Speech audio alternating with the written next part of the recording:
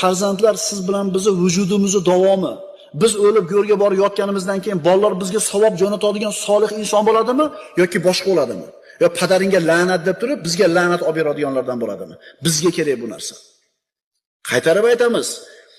5 mahal namoz o'qishlik uchun ozgina sabr kerak. Bir oy Ramazon roza tutishlik uchun ozgina sabr kerak. Chunki bir oyda tugatdi. Haj uchun 3 kun amal.